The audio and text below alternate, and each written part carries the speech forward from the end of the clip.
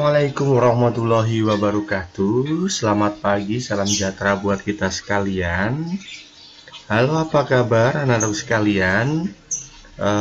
Hari ini kalian pasti sehat selalu, masih menjaga kesehatan di masa belajar di rumah dalam rangka penanggulangan COVID-19 ya. Nah, anak-anak sekalian, masih bersama Pak Andin Suryandono di sini. Marilah bersama-sama kita belajar bersama. Tentunya kalian pasti sudah siap dan kalian sangat luar biasa. Anak-anak sekalian, kali ini kita akan belajar pada gerak pada hewan dan manusia. Nah, anak-anakku perhatikan, jadi alat gerak manusia itu terdiri dari tulang sebagai alat gerak pasif dan otot itu sendiri sebagai alat gerak aktif. Nah, kemudian gerak itu bisa timbul bila ada kontraksi atau relaksasi dari otot. Nah, perhatikan pada gambar berikut. Nah, di sini ada tulang atau rangka sebagai alat gerak pasifnya dan otot yang mengakibatkan rangka-rangka itu bisa bergerak. Jadinya mereka sama-sama fungsinya, yang satu pasif, yang satu aktif. Yang aktif menggerakkan yang pasif. Begitu untuk konsep dasarnya. Nah, perhatikan pada gambar berikut. Nah, tadi dikatakan bahwa ada tulang sebagai alat gerak pasif dan otot sebagai alat gerak aktifnya. Nah, sekarang apa sih fungsi rangka? Nah, kemudian yang pertama, menopang atau menyokong tubuh. Nah, menyokong atau menopang tubuh itu supaya apa? Tubuh kita tetap bisa berdiri. Jadi tubuh kita berdiri itu karena adanya topangan atau tegakan dari rangka tubuh. Yang kedua, fungsi rangka yang kedua adalah melindungi alat bagian dalam. Biasanya bagian dalam itu lunak. Nah, contohnya pada apa? Tulang dada dan tulang rusuk. Dia melindungi anggota atau organ-organ dalam yang lunak. Nah, fungsi yang ketiga adalah memberi bentuk. Nah, kalau tidak ada tulang, bentuk tubuh kita tidak ada. Nah, begitu. Yang keempat, tempat melekatnya otot. Nah, otot atau sering disebut dengan daging itu melekat di tulang-tulang atau rangka-rangka. Oke. Kemudian yang kelima adalah tempat pembentukan sel-sel darah. Nah, kemudian apa saja penyusun tulang? Yang pertama, penyusun tulang manusia atau rangka manusia adalah tulang tengkorak, kemudian gelang bahu, kemudian gelang panggul, kemudian tulang dada, kemudian tulang rusuk, tulang belakang, anggota gerak atas, dan anggota gerak bawah. Perhatikan pada masing-masing di situ. Nah, kalau gelang bahu, kita mulai dari tengkorak ya. Kita mulai dari tengkorak. Nah, tengkorak ini perhatikan. Nah, kemudian yang kedua, tulang belakang. Perhatikan tulang belakangnya. Nah, ini tersusun atas ruas-ruas tulang belakang. Nah, kemudian tulang belakang terdiri dari apa? Nah, ada 12. Perhatikan dari atas. 7 ruas tulang leher, 12 ruas tulang punggung, 5 ruas tulang kelangkang, 5 ruas tulang kelangkang bersatu, dan 4 ruas tulang ekor. Nah, kemudian kalau tulang rusuk terdiri dari 7 pasang tulang rusuk sejati, 3 pasang tulang rusuk palsu, dan 2 pasang tulang rusuk melayang. Sedangkan kalau anggota gerak atas, nah perhatikan anggota gerak atas berarti tangan. Ada tulang lengan atas, tulang hasta, tulang pengumpil, tulang jari tangan. Demikian juga tulang anggota gerak bawah, ada tulang paha, tulang tempurung lutut, tulang kering, dan tulang betis. Nah, itu penyusun dari rangka manusia. Kemudian bentuknya terdiri dari 3 bentuk utama, yaitu tulang pipih berbentuk pipih, tulang pendek berbentuk pendek, dan tulang pipa berbentuk seperti pipa. Kalau tulang pipih atau yang dia gepeng itu contohnya pada tulang rusuk, tengkorak, tulang dada, kemudian ada juga di tulang belikat. Kalau tulang pendek itu bentuknya pendek-pendek. Nah, contohnya pada ruas-ruas tulang belakang. Kemudian pada tulang pergelangan tangan atau pergelangan kaki. Kalau yang paling banyak berbentuk pipa seperti pipa, nah itu terdapat di mana contohnya? Di lengan atas, kemudian tulang pengumpil, tulang hasta, tulang kering, tulang betis, itu semuanya berbentuk pipa. Nah, itu bentuk dari tulang. Kemudian kita lihat struktur tulang. Struktur tulang itu, ini secara gambar secara membujur. Nah, ini contoh tulang pipa yang kita buka. Tulang pipa ada lapisan paling luar namanya periosteum, kemudian di dalamnya ada sumsum tulang, kemudian di dalamnya lagi paling dalam ada pembuluh darah, kemudian pada ujungnya terdapat tulang spons berbentuk seperti lubang-lubang atau spons-spons kecil. Kemudian kalau penampangnya secara melintang, nah perhatikan ini tadi membujur melintang. Nah, lubang yang paling kecil kemudian ada di tengah namanya saluran Havertz. Kemudian saluran Havertz dikelilingi oleh lakuna. Kemudian lakuna itu tempat untuk menempelnya, bukan menempel, dia berjajar. Lakuna itu berjajarnya lamela. Kemudian di dalam lamela itu terdapat sel tulang keras atau sering disebut dengan kondrosit. Nah, kemudian ada percabangan atau kanal-kanal atau kanal itu berarti saluran-saluran penghubung antara lamela, lakuna dengan lakuna-lakuna yang lain yang sering disebut dengan kanalikuli. Begitu untuk struktur tulang. Kemudian kita masuk ke persendian atau artikulasi. Nah, persendian yang pertama disebut dengan sinartrosis. Orang mengatakan, banyak dikatakan sebagai sendi mati. Kenapa mati? Dia ada hubungan antar tulang tetapi tidak bisa digerakkan sama sekali. Contohnya pada apa? Pada tulang tengkorak. Nah, tulang tengkorak itu terdapat ada tulang dahi, tulang ubun-ubun, tulang kepala bagian belakang, nah tulang baji. Nah, perhatikan gambarnya lah. Penghubungnya ini sendi mati, dia tidak dapat digerakkan. Nah, sering disebut dengan sutura. Nah, sutura ini merupakan salah satu contoh sendi mati atau sinartrosis. Yang kedua, amfiartrosis atau sendi kaku. Dia ada hubungan antar tulang tetapi sedikit sekali gerakan. Nah, contohnya pada apa?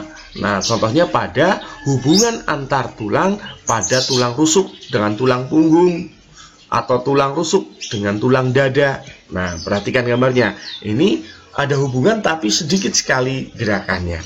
Kemudian yang ketiga adalah diartrosis. Nah, diartrosis ini sendi gerak. Dia dikatakan sendi gerak karena hubungan antar tulangnya selalu bergerak, sama gitu ya, sama bergerak, semuanya bergerak. Nah, maka disebut dengan diartrosis atau sendi gerak. Jadi persendian ada 3 macam: sendi mati, sendi kaku, dan sendi gerak. Sinartrosis, amfiartrosis, dan diartrosis. Kemudian kita bahas yang diartrosis. Nah, diartrosis dibagi menjadi yang pertama sendi engsel. Ya, kenapa dikatakan engsel? Karena cara kerjanya seperti engsel pada pintu atau jendela. Dia hanya satu arah gerakan. Contohnya pada apa? Contohnya pada tulang paha dengan tulang betis, atau tulang lengan atas dengan tulang hasta dan pengumpil. Dia hanya satu kali gerakan. Nah, kemudian sendi putar. Nah, ini adalah sendi yang memungkinkan berputar, bukan bergerak ke segala arah, tetapi berputar. Nah, contoh pada manusia biasanya hanya pada satu, yaitu apa? Yaitu pada ujung tulang, ruas tulang belakang atau sering disebut dengan ruang atlas yang berhubungan dengan tengkorak. Nah, ini disebut dengan sendi putar. Nah, pada leher, ujung leher itu. Kemudian yang ketiga adalah sendi pelana. Nah, sendi pelana ini diambil dari kata pelana. Pelana yang ada pada tempat duduk kuda. Jadi seperti ini gambarannya. Nah, perhatikan. Nah, perhatikan gambarnya. Nah, dia seperti pelana di kuda itu. Nah, dia bergerak 2 arah. Ada 2 arah gerakan, porosnya 2. Nah, contohnya pada tulang ibu jari dengan tulang telapak tangan. Tulang ibu jari dengan tulang telapak tangan. Ini sendi pelana. Dan yang keempat ada sendi peluru. Kenapa dikatakan peluru? Karena seperti peluru ada bonggol sendinya.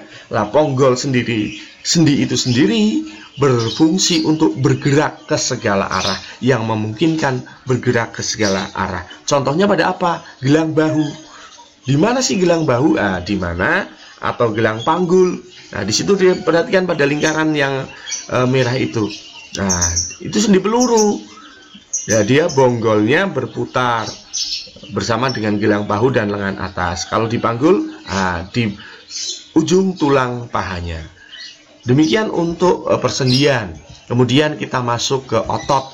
Nah, otot pada manusia dibagi menjadi 3. Otot polos, otot lurik, otot jantung. Otot polos karena polos, nggak ada warnanya. Otot lurik karena dia lurik-lurik atau ada garis gelap terangnya, atau sering disebut dengan otot rangka atau otot serat lintang. Dan otot jantung, kenapa otot jantung? Dia hanya terdapat pada jantung saja, tidak pada yang lain. Apa perbedaannya? Nah, perhatikan perbedaan antara otot polos, otot lurik, dan otot jantung. Otot polos, kita mulai dari letaknya. Kalau letak otot polos, dia itu terletak di organ dalam. Nah, ada usus misalnya, ginjal, pokoknya selain jantung. Nah, kemudian kalau otot lurik, dia karena lurik, rangka, otot rangka menempel pada rangka tubuh. Dan otot jantung hanya terdapat pada jantung. Kemudian kita lihat bentuknya. Bentuknya kalau otot polos, gelendong. Dia tidak beraturan. Kemudian kalau otot lurik, dia silindris panjang. Kemudian kalau otot jantung, dia silindris panjang tapi bercabang. Itu bedanya.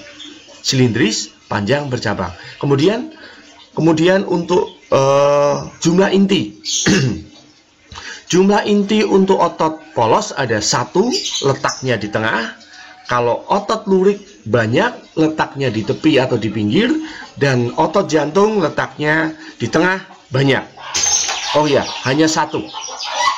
Mohon maaf, jadi hanya 1 atau 2 begitu. Kemudian cara kerjanya. Kalau otot polos, cara kerjanya dia tidak sadar. Otot polos itu tidak sadar. Kenapa otot polos tidak sadar? Ya, dia bekerja tanpa disadari oleh otak. Kalau otot lurik, itu otot sadar karena disadari oleh otak atau bisa diperintah oleh otak.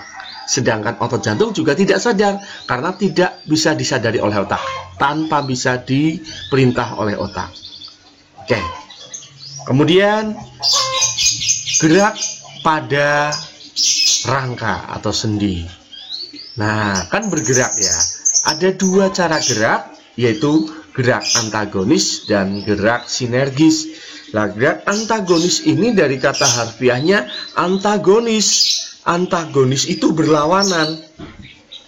Nah, contoh di sini yang bergerak berlawanan adalah antara otot bisep dan otot trisep pada lengan atas. Dia akan menggerakkan otot lengan bawah.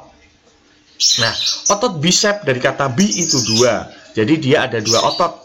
Tri itu 3, ada 3 otot di situ yang berkontraksi. Jadi ketika otot bisep berkontraksi, otot trisep relaksasi. Kebalikannya atau antagonis akan mengangkat lengan bawah. Sebaliknya, bila otot bisep relaksasi, otot trisep kontraksi, maka lengan bawah akan kembali ke semula. Nah, antagonis juga terdapat pada gerakan ini, gerakan pada kaki.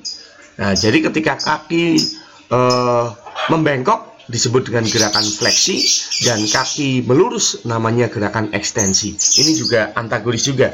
Kemudian, nah ini antagonis juga. Elevasi dan depresi. Elevasi itu menengadah, depresi itu menunduk. Kemudian ada abduksi dan adduksi. Abduksi itu menjauhi poros tubuh, dan adduksi itu mendekati poros tubuh. Itu gerak antagonis. Kemudian yang kedua, gerak sinergis, gerak otot yang bersama-sama. Kalau tadi yang berlawanan, ini bersama-sama. Contohnya gerak pronasi dan supinasi, atau menengadahkan tangan atau menelungkupkan tangan. Kalau menengadahkan tangan namanya supinasi, kalau menelungkupkan tangan namanya pronasi. Nah, kemudian ada juga yang nanti akan dibahas selanjutnya pada materi saraf. Nah, ini ada gerak refleks dan gerak biasa. Hanya saja saya sampaikan secara cepat. Nah, gerak refleks itu yang gerak tanpa disadari atau ke otak. Kalau gerak biasa itu gerak yang disadari oleh otak. Begitu. Kita langsung, kemudian kita masuk ke kelainan pada rangka. Nah, yang pertama, kekurangan vitamin D. Ini disebut dengan rakitis. Bisa dibantu dengan orang mengatakan berjemur, seperti sekarang pada masa pandemi disuruh untuk berjemur. Kemudian yang kelainan yang kedua adalah kecelakaan, bisa mengakibatkan fraktur atau patah tulang atau fisura, retak tulang. Kemudian ada kebiasaan yang salah dengan duduk, yaitu ada lordosis, kifosis, dan skoliosis. Lordosis itu tulang panggulnya membungkuk. Nah, kemudian kalau kifosis dia membengkok ke belakang. Nah, kemudian kalau skoliosis membengkok ke arah kanan atau membengkok ke arah kiri. Kemudian gangguan atau kelainan otot, yang pertama ada kelelahan otot atau sering disebut dengan kram. Kemudian kaku-kaku leher, ada kemudian atrofi otot, ototnya mengecil. Kemudian ada distrofi otot. Ini diakibatkan karena kelainan sejak dini. Kemudian ada hernia abdominal. Ini kelainan otot bagian perut bagian bawah, sehingga usus itu melorot ke bagian rongga perut masuk ke kantong skrotum, disebut dengan hernia abdominal.